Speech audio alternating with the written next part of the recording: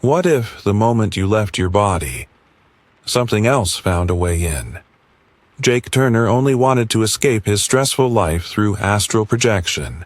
But what started as a peaceful out-of-body experience turned into a descent into a forgotten town that should not exist. A place haunted by lost souls and a sinister being known only as the Watcher.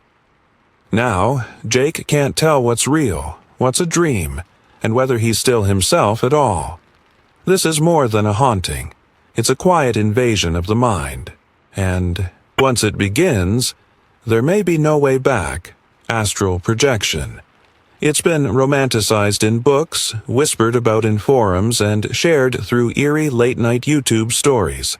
The idea that your soul can drift beyond your body, free to explore unseen realms, is as thrilling as it is terrifying. For Jake Turner, a quiet college student desperate for something more than his mundane, pressure-filled life, it became an obsession. And one night, it actually worked. Jake separated from his body, floated through walls, tasted a kind of freedom few ever know. But in that euphoric moment, something went wrong. A shadow stood beside his sleeping form, faceless, still, smiling, and that was just the beginning. What followed was a descent into a place called Eidolon, a ghost town stitched together from broken memories, fog, and forgotten souls, people, just like Jake who never found their way back. At the center of it all, a being known as the Watcher, a formless predator that doesn't chase you, it becomes you. As Jake's reality begins to blur, as his thoughts, reflections, and voice betray him, he realizes something horrifying. It doesn't want to kill him. It wants to replace him. This isn't just another ghost story. This is psychological horror at its core. A tale of identity, fear, and a question that will haunt you long after it ends. What if you're no longer the one behind your eyes? Jake Turner had never been the adventurous type. He didn't skydive, didn't travel much, and never broke the rules, not even as a kid. But what he lacked in outward thrill-seeking, he made up for in curiosity. Not the kind you read about in school books. Jake was drawn to the unseen, the strange whispers that lived in the cracks between reality and imagination. It started, harmlessly enough, YouTube videos late at night about lucid dreaming, near-death experiences, and ancient beliefs about the soul.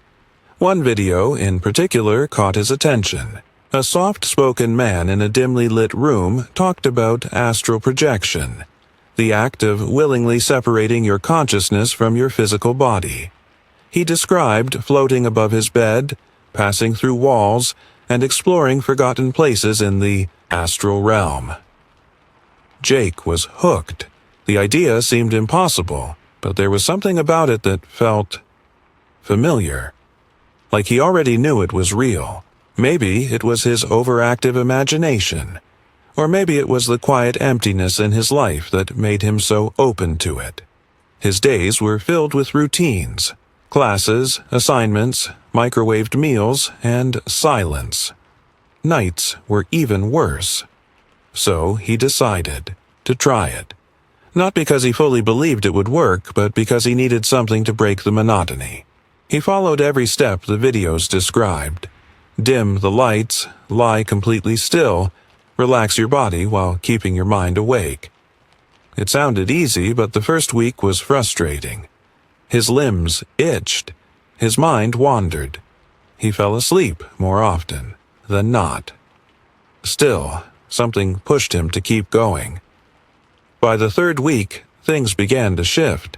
He noticed a strange buzzing just before sleep, like a soft electric hum crawling under his skin. Then came the vibrations, deep, rolling waves that started in his chest and spread outward. The first time it happened, he bolted upright, heart racing, palms sweaty. But nothing was there. Still, he knew that feeling wasn't sleep. The next night, he welcomed it. He dimmed the lights in his room until only a single candle flickered near the window. He lay flat on his back, arms at his sides, eyes closed. His breathing slowed. The familiar buzzing returned, louder now, more urgent, like a signal. His chest felt heavy, pinned by invisible hands, and yet light, as if something inside him wanted to rise. Then it happened. A loud crack echoed in his ears, though nothing in the room had moved. A second later, he felt himself lift. Not his body, something within it. He was floating, gently, like drifting up through water. He opened his eyes and gasped. There, lying below him, was his own body. Still. Breath rising and falling, eyes closed. Jake hung in the air, motionless. He felt no fear, just awe. Every inch of his bedroom glowed with an otherworldly sheen. The edges of furniture shimmered. The candlelight pulsed, slowed, then froze completely as if time had paused. He turned, or thought about turning, and his view shifted instantly. No muscles moved, no effort required. It was like thought and action had become the same thing. He passed through his bedroom wall effortlessly, like walking through smoke. Out in the hallway, the air felt thicker, colder. He floated past family photos that suddenly looked off. Faces blurred, eyes looking in directions they shouldn't be. Still, he wanted more. He hovered near the front door, thinking about the world beyond. What would it be like to fly over the city, to visit places he'd only seen in pictures? But then a noise pulled him back, a creak, faint but sharp, coming from behind him. Jake turned and stared back into his bedroom. His body was still lying on the bed, exactly as he'd left it. But he wasn't alone. A shape stood over him. Tall, dark, human, but not. It had no face, no features, just a pitch-black form that seemed to absorb the light around it. Jake tried to speak, to shout, but his voice didn't exist here. He surged forward instinctively as if he could chase it off, but the shadow didn't flinch. Instead, it slowly turned. There were no eyes, but he could feel it looking at him, studying him. And then, without warning, it smiled. Not with a mouth, but with its presence. The way it leaned in close to his sleeping body. The way it reached for him. Jake panicked. He thought of his body, of waking up, of returning. In a blink, he was yanked back, violently, into his own skin. His eyes flew open. His chest heaved. He sat bolt upright in the bed, drenched in sweat. The room was quiet, empty. No shadow, no sound.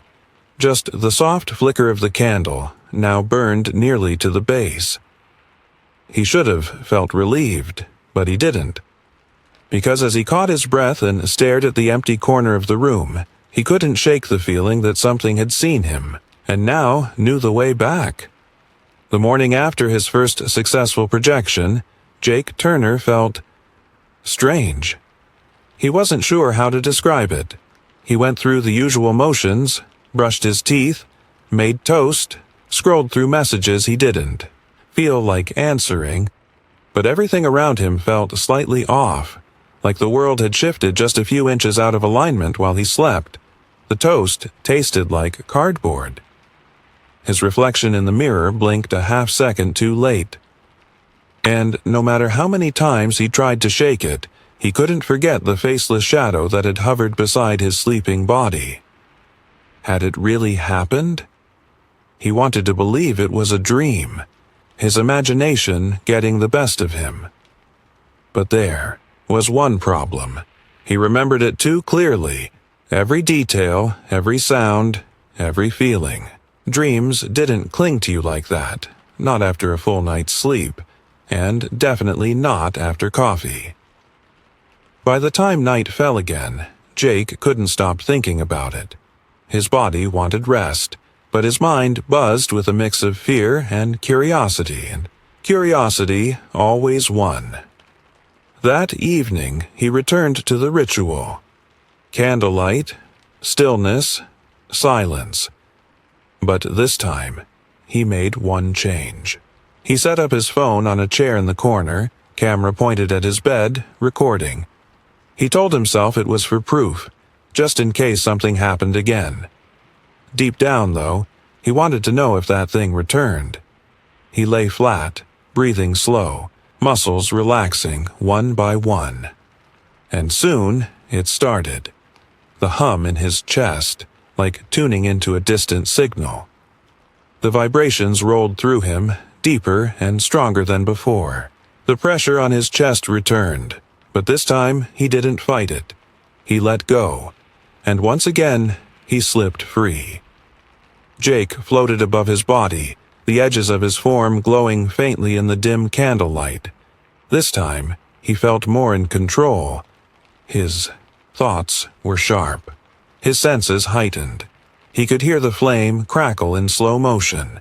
He could feel the heat of the candle even from across the room. He drifted toward the ceiling, then passed through it like mist. No pain, no resistance, just effortless movement. And outside the walls of his apartment, a new world waited. Jake rose above the building, the city stretching beneath him like a map. Streetlights glowed in hazy halos. Cars moved like slow, glowing beetles along dark, veins of asphalt. Time itself felt sluggish here, like he was watching the world in a dream, sharp and surreal. He soared across rooftops, above trees swaying in silent wind, past quiet windows where strangers dreamed behind curtains. The freedom was intoxicating. No weight, no noise, just thought and flight. For the first time in months, maybe years, Jake felt alive. He passed a park he hadn't visited since childhood, the swings still gently moving as if someone had just left them. He hovered near the bell tower of an old church, watching pigeons frozen in mid-flap. And when he looked up, he saw stars like he'd never seen before, close, massive, humming with silent energy. But something was off. It started as a tug, barely noticeable, a sensation like gravity but not from below.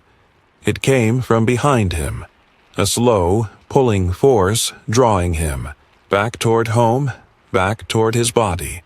At first, he ignored it, but then came the whisper, soft, gentle, too close. Jake, his name, clear. Spoken in a voice he didn't recognize. Too flat, too smooth, like a voice someone wore instead of owned. He turned in the air. Floating just outside his bedroom window was the shadow. Again. Only this time it was bigger, taller, thicker. Its edges writhed like smoke, always shifting. No face, no mouth, just the same dark void, and yet it spoke without speaking. Come see. Jake felt cold. Not the chill of air, but something deeper. A soul-deep cold that spread through his spirit like frost. The shadow didn't move. It simply hovered, staring at him without eyes, waiting. Jake backed away instinctively, but it was useless. There was no away here. Space didn't work like that. He turned, willing himself to go higher, faster, far from his body, from the apartment, from it. But the shadow didn't chase. It just whispered. "I'm already inside." The words echoed in his head, not just as sound, but as truth, as knowledge. Jake didn't remember returning to his body.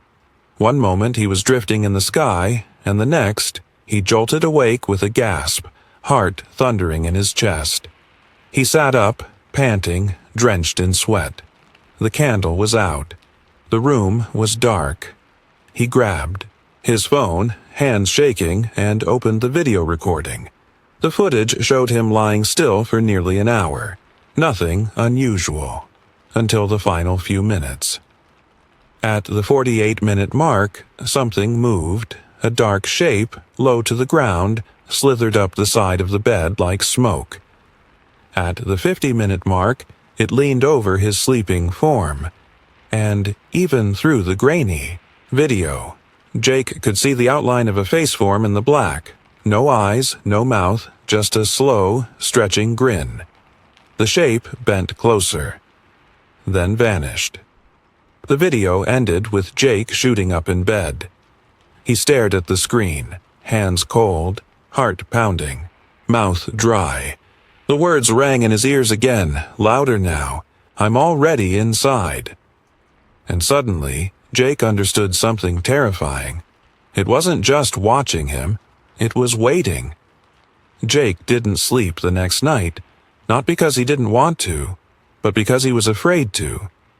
Every time he closed his eyes, he felt it. That presence. It hovered just out of sight like a silhouette behind frosted glass.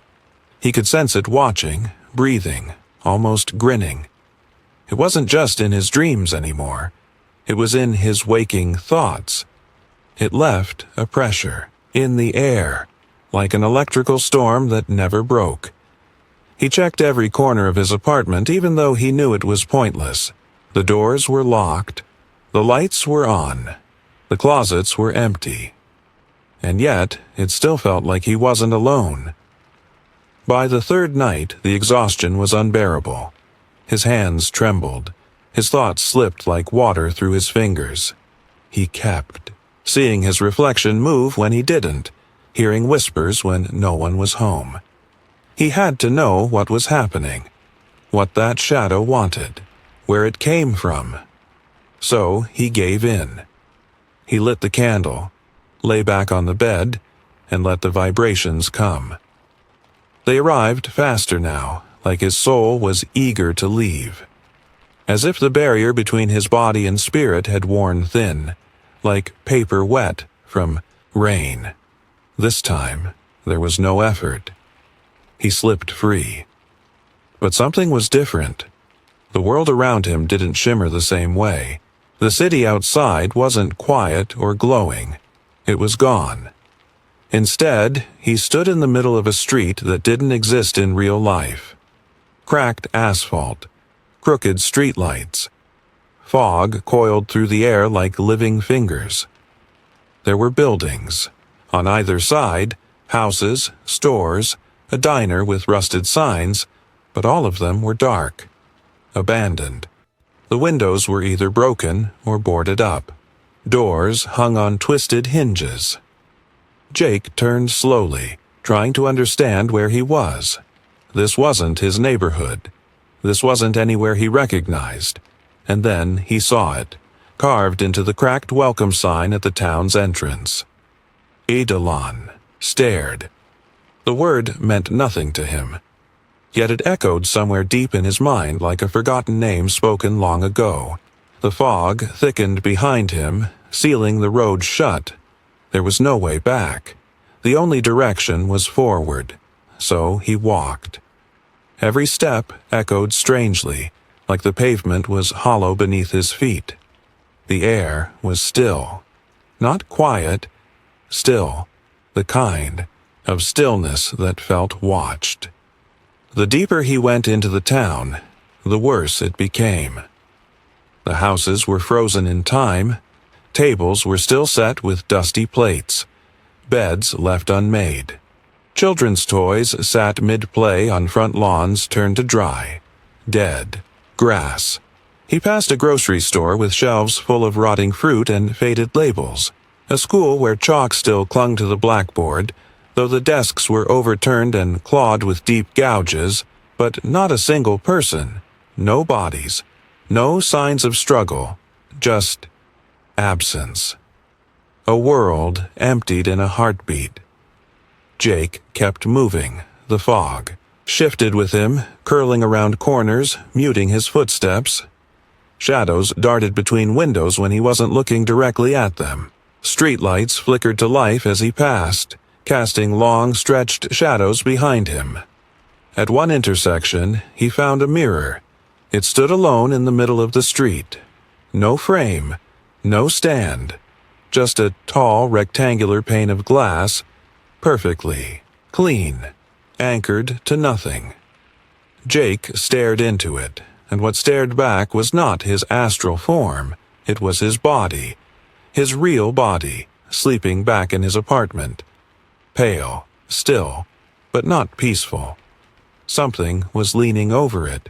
The shadow. It wasn't touching him, but it was close. Closer than before, watching with infinite patience. Jake felt rage rise inside him, but he didn't know what to fight.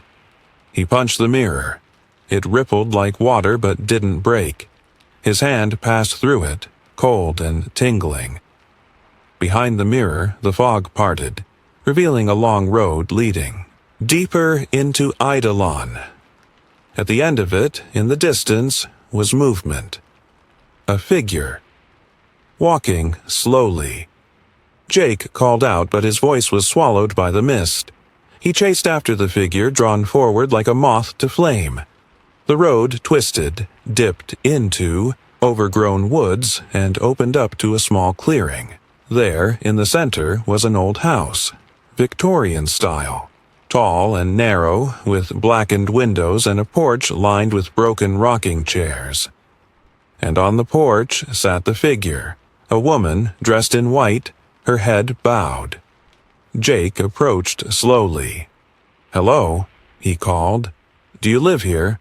The woman lifted her head. Her eyes were hollow, deep, endless pits of darkness. "I used to," she said softly. "Before it followed me back." Jake froze. "What is this place?" he asked. She looked around. A memory, a warning, a trap. He knelt. Beside her, the weight of her presence making the air feel heavier. "Did you do astral projection too?" he asked. She nodded. "I wanted freedom. I wanted escape. So I left my body, and it found me." Jake's voice was a whisper. "The shadow?" She smiled faintly, sadly. "It has many names. I called it the Watcher." Jake's heart thudded. "Think it's trying to take my place," he said. "Each time I leave, it gets closer." She looked up at him sharply, the first flicker of urgency in her dark gaze. "Then you're running out of time." He stood, panic gripping his chest. "How do I stop it?" She didn't answer. Instead, she pointed behind him. Jake turned. The Watcher stood at the edge of the clearing, its shape taller than ever. Arms stretched wide. Its form pulsed with black tendrils of smoke that reached toward Jake.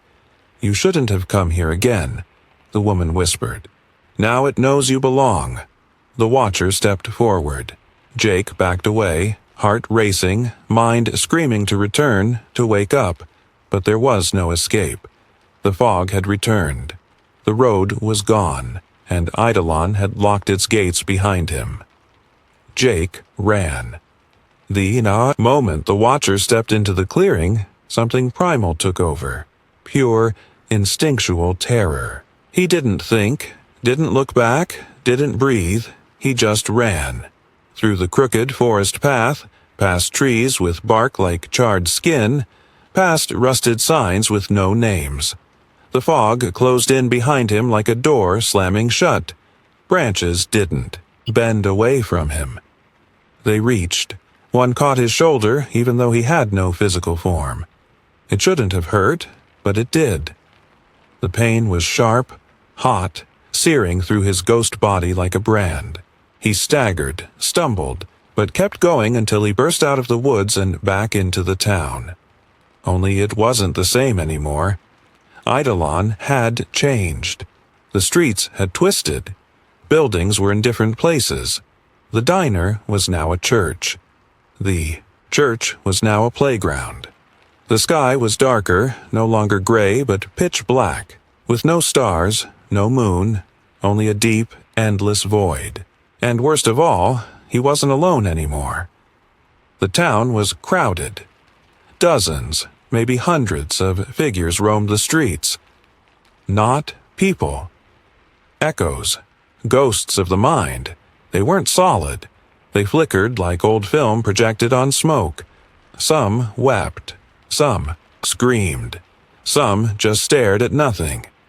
Jake watched one man claw endlessly at a locked door, blood running down spectral hands that should have felt nothing. A little girl sat in a sandbox full of broken glass, humming a song Jake had heard once in childhood but couldn't name. These weren't spirits of the dead. They were souls who had come here and never found their way out.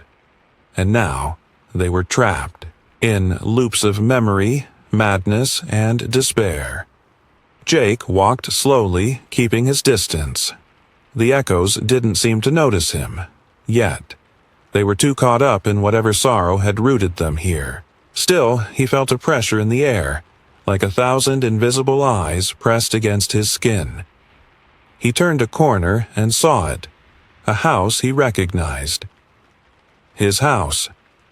Not the apartment he lived in now, but the one he grew up in. It was impossible. That house had been torn down years ago, and yet here it stood, perfect, preserved in eerie silence with the porch light glowing like a beacon. Drawn by some unspoken force, Jake stepped inside. Everything was exactly as he remembered. The old couch with the cigarette burns. The coffee table carved with initials that weren't his. The cracked picture frame holding a photo of a family that had stopped smiling long ago. Jake swallowed hard. This wasn't a memory. This was a test. He walked down the hallway and paused at the door to his childhood bedroom. It was closed. He reached for the knob, his hand trembling even though it wasn't real, and pushed it open. Inside was a boy. Small, curled up in bed, crying into a pillow. Jake stepped closer and realized with a jolt. It was him, 10 years old. Same pajamas, same scar on his wrist from the time he fell off his bike. The boy looked up. His face was twisted with fear. "Don't leave," the boy whispered. "It's waiting. It always waits when you leave." Jake's throat closed. "I didn't mean to leave you," he said quietly. "I didn't know it would come." The boy stared past him. Jake turned, and there it was. The Watcher. Inside the room now, but it wasn't just standing. It was spreading. Its form oozed into the walls, the ceiling, the floorboards. The air thickened and the light died. The little boy screamed and suddenly the room shattered, splintered into pieces like glass, until Jake was falling. Down, down, down, through memories, through thoughts, through himself. He landed hard, gasping, in the center of a massive circular room. Stone walls. A ceiling lost to darkness. All around him, mirrors. Tall, arched, lined up like sentinels. In each mirror was a version of him. Dozens. Hundreds. Some angry. Some broken. Some laughing with wild, manic eyes. He walked slowly past each one. In one, he saw himself much older, alone in a padded room, eyes glassy and lost. In another, he was standing on a rooftop, looking down. In yet another, he was lying in a hospital bed, machines beeping, his mouth muttering something over and over. "It's inside. It's inside. It's inside." Jake backed away, dizzy. This place wasn't just part of the astral world. It was inside his mind, his fears, his failures, his forgotten nightmares. They had all followed him here. Or maybe they had always been here, and the astral projection had only peeled back the surface. Behind him, one of the mirrors cracked. He turned. The reflection inside smiled. It wasn't him. It was the Watcher. Wearing his face. and it spoke. Not with sound, but through thought that rattled in his bones. Your mind is a house with too many doors, and I only need one to stay. Jake stumbled back, heart racing. He didn't know how long he could keep running. The line between his mind and this place was thinning. He didn't just feel fear now, he embodied it. And the Watcher knew it. It fed on it. Somewhere deep in this twisted town, Jake knew there had to be a way out, but if he didn't find it soon, there might not be a Jake left to return. Jake ran until his spirit form felt like it might shatter. Down twisting streets that led nowhere, through alleys that rearranged themselves behind him. The town of Eidolon wasn't just abandoned, it was alive, and it was closing in. Every building seemed to breathe, every street whispered with voices he almost recognized. Time had no meaning here. Minutes stretched like hours. Hours collapsed into seconds. He didn't know how long he'd been drifting through this decaying realm, but he felt it in his soul. He was fading. He could barely remember what it felt like to breathe, to blink, to be human. At every turn, the Watcher was there, not always in full form. Sometimes it was a flicker in a window, a shadow too dark to belong, a whisper that scraped the inside of his mind like broken glass. He tried every method the books had suggested to wake up, thinking of his body, saying his name aloud, visualizing the return. Nothing worked. He was stuck, and the longer he stayed, the more he saw the signs of what had happened to the others. He wandered into a decrepit hotel where names still hung on check-in slips. The lobby was lined with worn suitcases and half-drunk cups of coffee. On the walls, scrawled in jagged handwriting, were desperate pleas. Stay grounded. Don't look at it. It's not you if it smiles. Wake up, wake up, wake up. Jake pressed his fingers to the words, feeling the faded pain soaked into the paper. This wasn't just his mind anymore. It was a graveyard for souls that had gone too far, and he was becoming one of them. He started seeing reflections again. Not in mirrors this time, but in windows, puddles, metal surfaces. Each time they were different. Sometimes he saw himself exactly as he was. Other times, he wasn't him anymore. Once, his reflection turned toward him and whispered, "You're running out of you." The more he fought, the more he could feel it. The Watcher wasn't just chasing him, it was wearing him down.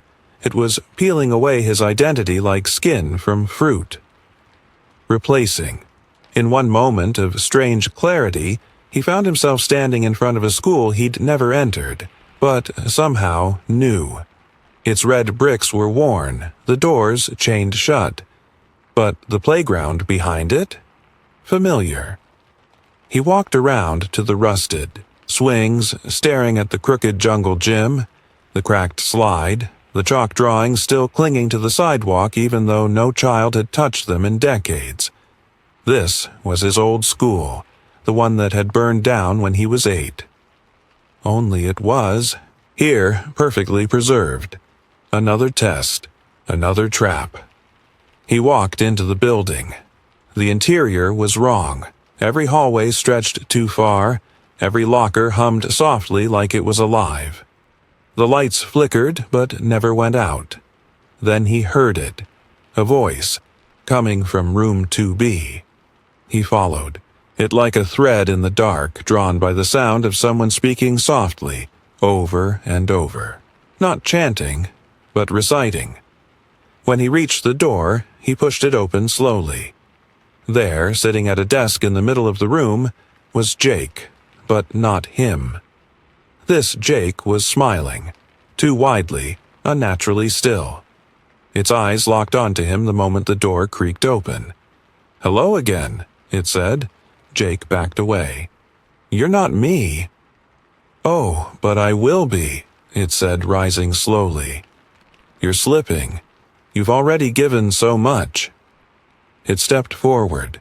The shadows behind it twisted, stretching up the walls, forming limbs that curled and reached. Jake turned and ran, bursting through the door and tearing down the hallway, but the school shifted. The walls slid. Doors vanished. Windows sealed with black smoke. He was in a maze now, and the Watcher's voice followed him. "You left the door open, Jake. You invited me. Your mind is a soft place. So easy to stretch, so easy to fill." Jake screamed, the sound echoing endlessly as the hallway twisted and dropped into darkness. He was falling again. He landed in his bedroom, but something was wrong. The lights were on. The candle still burned. He blinked. His body was lying on the bed. Still. Quiet. But something sat on his chest. The Watcher. It looked up slowly, and this time it had his face. Not a mask. His real face. Jake took a step forward, heart pounding. "Get off me," he whispered. The thing smiled. "Why? It's so comfortable, so warm. You left the keys in the door." Jake shook his head, trying to focus. "This is my body, my mind. You can't take it." "You think this is a fight?" The Watcher chuckled, the sound like bones breaking underwater. "You already lost the moment you left. You opened the way. Now I just move in." Jake did the only thing he could think to do. He ran forward, straight into his own body. He crashed into it like glass shattering, every nerve on fire, the weight of the Watcher pressing down as their forms collided. He screamed, felt the air rush back into his lungs, and woke up. His eyes flew open. He was back in bed, gasping, alive. The room was dark, too dark. He turned to the mirror across the room. His reflection sat up before he did, and smiled. Jake couldn't move. Not right away. He lay in bed, stiff as stone, cold sweat pooling under his neck. His breath came in shallow gulps, his chest rising and falling like he'd been pulled out of the deepest ocean. The room was silent, but not peaceful. It was the kind of silence that had weight, the kind that watched you. His eyes shifted to the mirror across from his bed, and that's when he saw it. His reflection was sitting up, before he had moved, before he had even blinked. It was subtle at first, barely a second ahead, but unmistakable. Jake froze, dread pooling in his stomach like a growing storm. The reflection smiled, a slow, deliberate curve of the lips that he did not make. Jake's heart pounded so loudly he thought it might burst. "It followed me back. It's still here. No. It's inside." He scrambled out of bed, knocking over the candle, his knees nearly giving out. The reflection followed, but lagged just a beat behind now, as if pretending to keep pace. He stumbled to the bathroom, flicking the light switch again and again until the flickering bulb hummed to life. He stared into the mirror there. Hands, gripping the sides of the sink so hard his knuckles turned white. This reflection looked normal. His face, his panic, his sweat-slicked hair and wide, bloodshot eyes. But now, he couldn't trust even that. How many times had he looked at himself and assumed it was just a mirror? How long had it been pretending? The thought clawed at him. The rest of the apartment was untouched. Lights off, doors locked, no signs of a break-in. But the atmosphere had shifted. There was a weight to the air, a thickness that didn't go away when he opened windows or turned on fans. The shadow wasn't visible anymore, but he felt it, in every corner, every silent second. He checked his phone. Days had passed. 3. He didn't remember sleeping, eating, breathing, just the town. Eidolon, the Watcher, and the way it had reached for his heart like it had always belonged there, Jake wanted to believe it was over, that he had beaten it, that he'd made it back in time, but the signs kept adding up.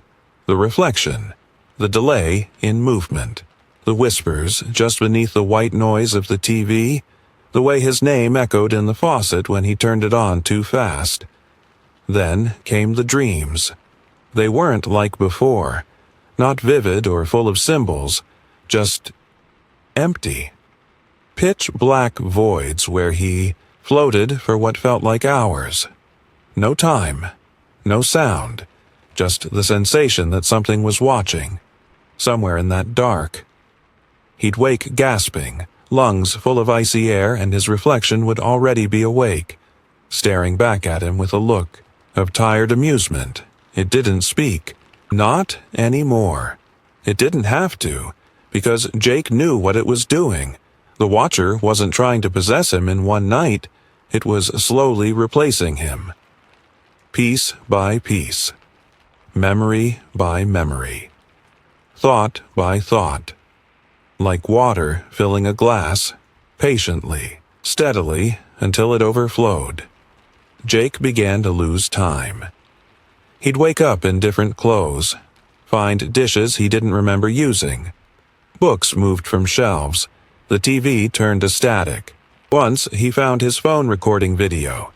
The footage showed him standing completely still for 42 minutes, staring into the mirror. Unblinking, unmoving. At the end of the clip, he smiled, but Jake didn't remember any of it. That was the worst part. He was still himself, but only, mostly. Sometimes he'd say something and immediately feel like the thought didn't come from him. Other times, he'd see his own handwriting and not recognize the words. And once, during a phone call with his sister, she paused mid-conversation and said, "You're weird today. You sound like you're watching yourself talk." He hung up and didn't call her again. Eventually, he stopped sleeping altogether. The dreams weren't dreams anymore. They were visits, invitations. Each time, the town was closer, clearer, more familiar. Each time, the Watcher looked more like him. And then one night, after staying awake for over 40 hours, Jake passed out in his chair. No candles, no rituals, just unconscious exhaustion, and he found himself right back in Eidolon. Only now, the town wasn't decaying, it was thriving. The lights were on, the streets were clean, people were walking around, people with no faces, just hollow outlines, going, through the motions, and at the center of the town square was a statue of him. Not just any version, the reflection, perfectly sculpted in cold black stone. Smiling, Jake stumbled backward, bumping into a passing person who didn't even react. He turned and saw the Watcher waiting at the edge of the square, hands folded, wearing his form like a well-tailored suit. "Almost done," it said calmly. "You're tired, Jake, I understand. Let me finish this." Jake clenched his fists. "This is my body, my mind, my life." The Watcher tilted its head. "Then why did you leave the door open?" He screamed and charged.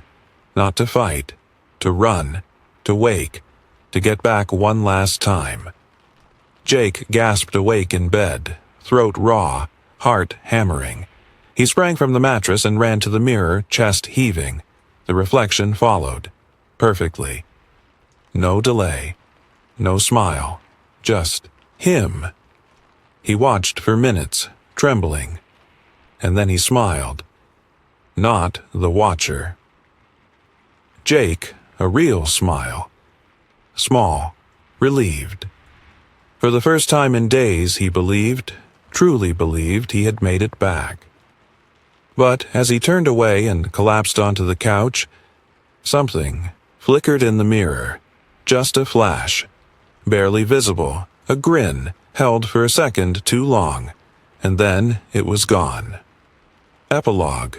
Jake lives a normal life now, or so it seems. He doesn't talk about astral projection. He avoids mirrors when he can. And he never sleeps without a light on. But sometimes, just sometimes, when he's brushing his teeth or tying his shoes, he pauses and wonders, am I still me? Or am I just what's left? Because the truth is, he doesn't really remember waking up that last time. Not fully. And the watcher? It never needed to rush. It just needed the door to be open. Long enough. Time passed. Jake Turner began to live again, at least on the surface. The days grew long and ordinary. He returned to his classes. He went to the store. He answered texts, laughed at memes, nodded through conversations. His eyes no longer sagged with sleepless terror, and his voice no longer trembled when he spoke. He smiled more. A little too often, a little too perfectly. People noticed, not in a loud, obvious way, but in the way you feel something's off in a photo, when a shadow doesn't quite match the light, or a smile seems just a degree too wide. His friends said things like, "Glad to see you back to normal. You seem more confident lately. You've changed, man, but in a good way."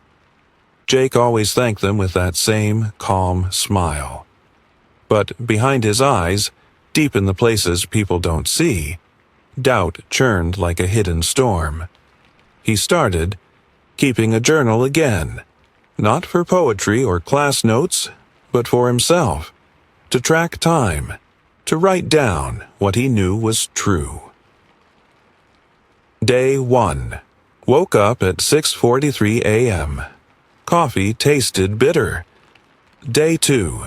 Mirror reflection was normal. No delay. Day 3.